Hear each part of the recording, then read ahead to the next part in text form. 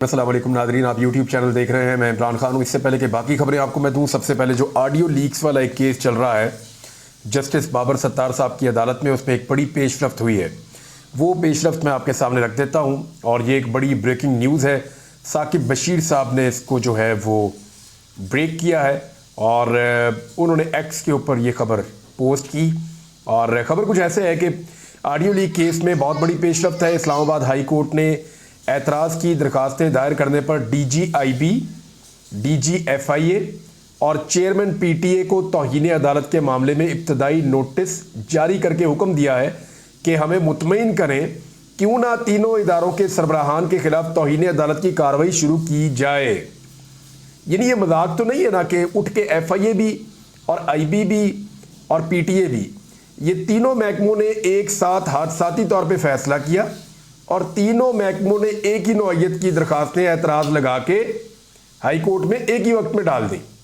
यानी ये अब कोई मजाक तो नहीं है ना, ऐसा अचानक तो नहीं हो सकता। इतने इत्तफाकात तो पाकिस्तान में नहीं हो सकते कि 3-4 महकमे एक साथ उठ के एक ही नौइयत की दरखास्त तैयार करें और एक ही वक्त में एक ही अदालत में एक ही जज के सामने लगा दें कि जनाब हमें आपको एक ही नौइयत के एतराज़ात हैं आपके ऊपर।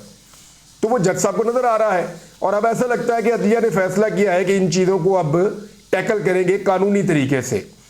तो अदालत ने जो है वो ये सवाल पूछा कि क्यों ना तीनों इदारों के सरबराहान के खिलाफ तौहीन अदालत की कार्रवाई शुरू की जाए। अब ये इस तरह की चीज़ें पाकिस्तान की तारीख में अदलिया ने और हाई कोर्ट्स ने तो बहुत ही कम की हैं और ऐसे हालात भी बहुत कम पैदा हुए हैं। यानी जितना ज़्यादा निज़ाम ने अपने आप को एक्सपोज किया, उतना ज़्यादा अदालतों के पास मौका होता है कि वो निज़ाम को लगाम डालें। अदालत ने दरखास्तें एक इकट्ठी मुहिम का हिस्सा और बदनीयती पर मबनी करार देते हुए 42 सफ़हात के फैसले में करार दिया है कि पैमरा, PTA, IB, FIA के जिन अफसरान ने दरखास्तें दायर करने की पर्सनल हैसियत में, वो अपनी अपनी पर्सनल हैसियत में 5-5 लाख रुपए जुर्माना रजिस्ट्रार के पास जमा करवाएं। ये पैसे कहाँ जमा करने हैं, अदालत मरकजी केस के हतमी फैसले में तय करेगी। यानी अभी अपनी पर्सनल हैसियत में जिन्होंने ये बोंगी मारी है या जिनसे गलत काम लिया गया है, उनको अब 5-5 लाख रुपए जमा करवाने पड़ेंगे, जुर्माना भी देना पड़ेगा और इदारों के जो सरबराहान हैं उनको ये सवाल भी पूछा है कि क्यों ना आप पे तौहीन अदालत लगाई जाए। अब चीफ जस्टिस ऑफ पाकिस्तान के हवाले से खबरें आ रही हैं, मैं आपके सामने डायरेक्टली रख देता हूँ। इमरान खान साहब ने जो बात की, उस पर एक पंफलेट जारी किया है पाकिस्तान तहरीक इंसाफ ने और वो ये कह रहे हैं क्लैरिटी के साथ कि कादी फायद ईसा ने बयान दिया कि मेरे ऊपर कोई दबाव नहीं है, दबाव उस पर आता है जो गलत काम करने से इनकार करता है। आप तो तहरीक इंसाफ के खिलाफ B टीम बने हुए हैं। अब वो कौन कौन से काम हैं जो इमरान खान साहब ने बताए थे वो भी सामने आ गए हैं। आपने तहरीक इंसाफ से बल्ले का इंतखाबी निशान छीना, तहरीक इंसाफ को लेवल प्लेइंग फील्ड फराहम नहीं की। फिर एक मामला जो है वो आरोज वाला भी है, चले वो इसी में शामिल हो जाता है।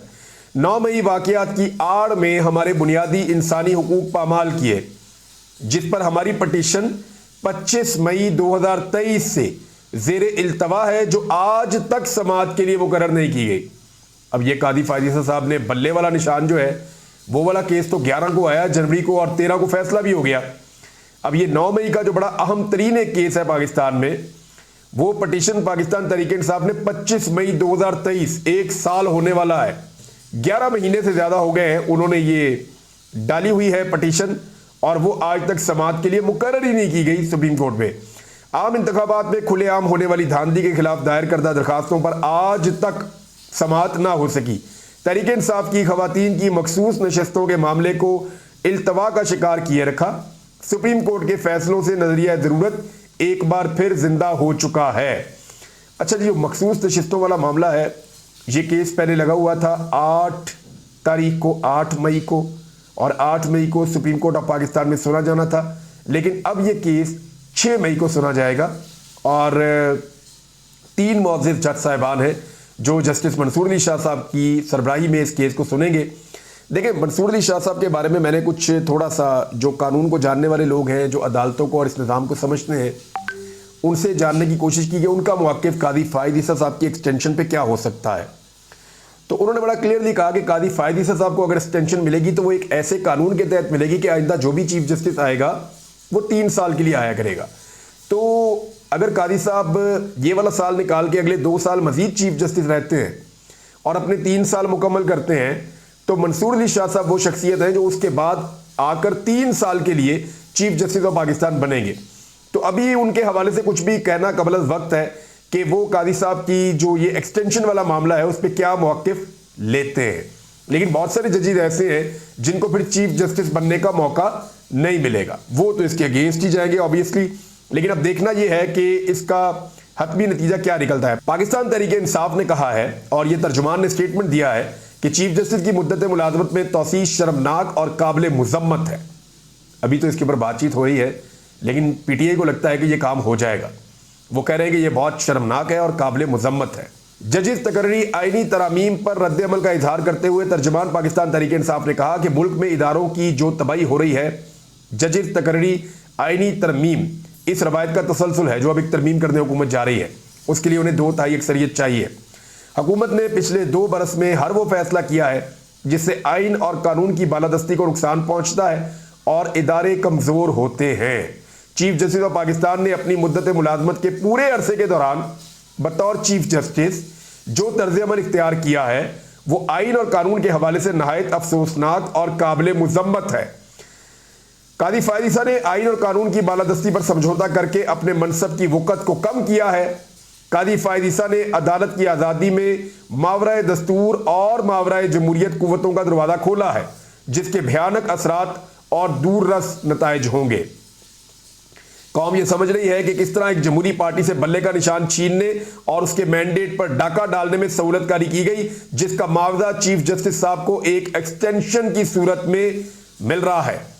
ये नहायत शर्मनाक और काबिल मुजम्मत है।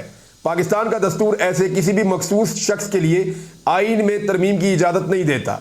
कानून साजी हमेशा इन मौज़ूआत पर की जाती है जहां इज्तमाई मफाद हो। तहरीक इंसाफ हर कानूनी और जमहूरी तरीके से इस अमल की मुखालफत करेगी और इसका रास्ता पार्लियामान में भी रोकेंगे। ये जी तहरीक इंसाफ का इसके ऊपर मौक़िफ़ आ गया है। इस पर अवामी राय भी लेने की कोशिश की गई और तारिक मतीन साहब ने इस पर एक सर्वे करवाया जिसमें बहुत बड़ी तादाद में हज़ारों लोगों ने उसके अंदर वोट दिया। और सवाल ये था कि क्या आपको कादी फ़ायद ईसा की बतौर चीफ जस्टिस तौसीह मंजूर है?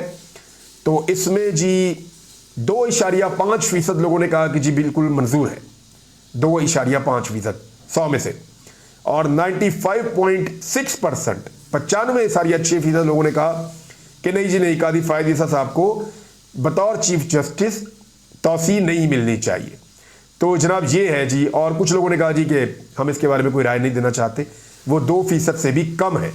इसी इशू पर आदम नदीर तारड़ साहब ने जो एक स्टेटमेंट दिया, उन्होंने कहा जी मैं इसकी सख्ती से तरदीद नहीं करूंगा।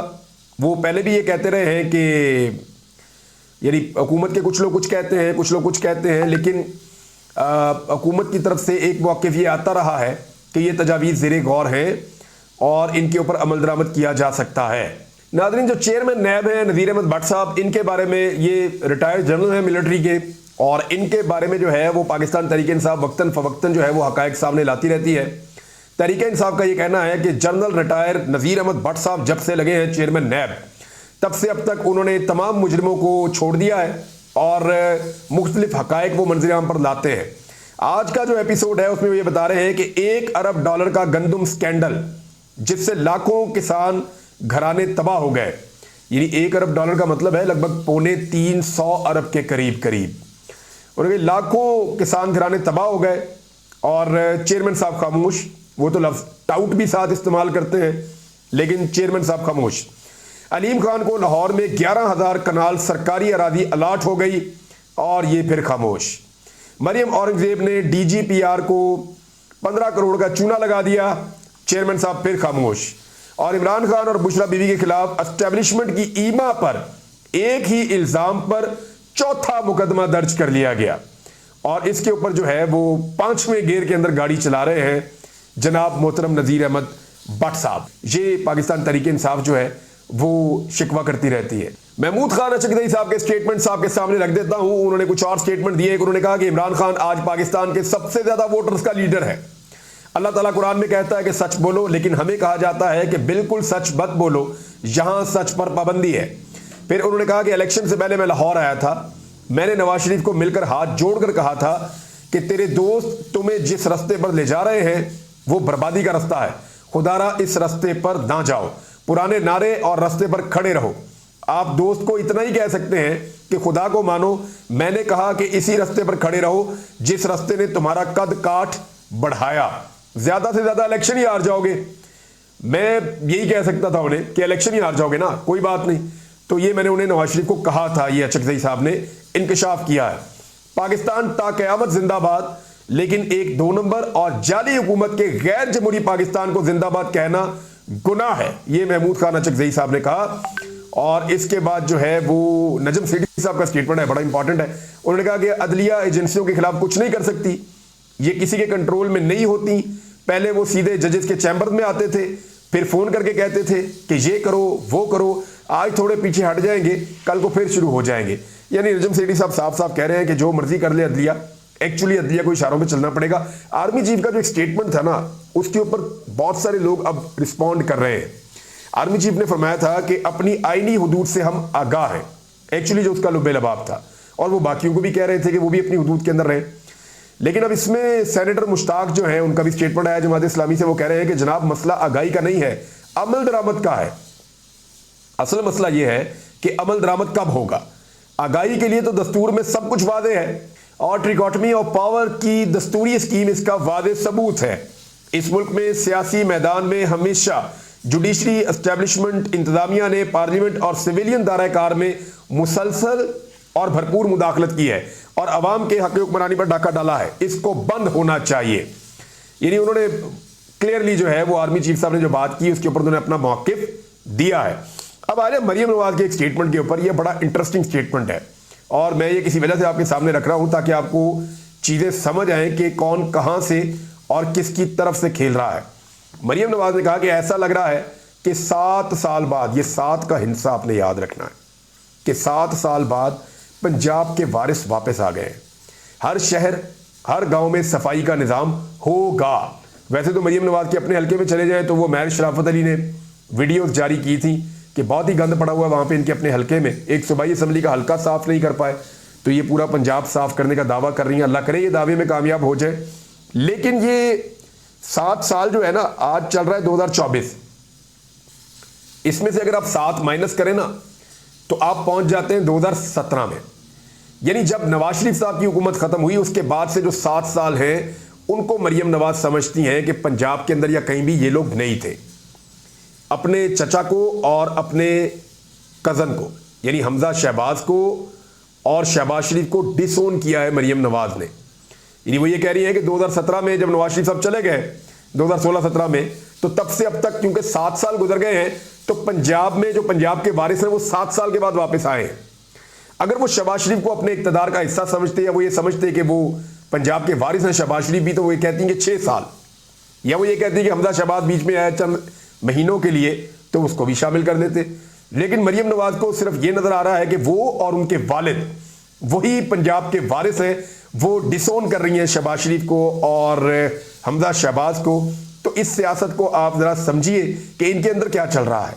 नाज़रीन, एक और बड़ी खबर है और बड़ी खबर यह है कि पाकिस्तान पीपल्स पार्टी जो है वो हुकूमत का हिस्सा बनने जा रही है। वो कैसे हुकूमत का हिस्सा बनेगी ये मैं आपको बता देता हूं, और क्यों उनको बनना पड़ेगा ये भी आपको बता देता हूं, और वो क्यों अब मान रहे हैं रफ्ता रफ्ता। उन्होंने हर जगह पे अपने बंदे बैठा लिए।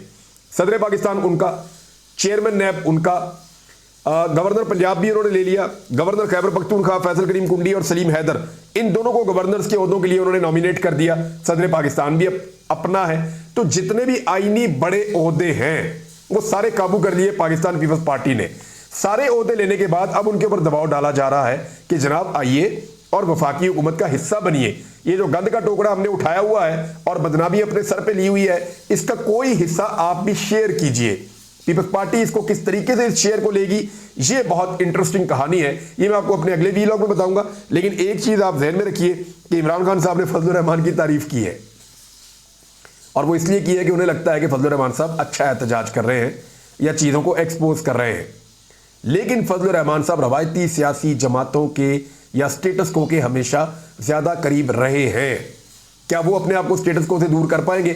अगले वीलॉग में इन चीजों पे हम बात करते हैं। अब तक के लिए इतना ही। अपना ख्याल रखिएगा। अपने चैनल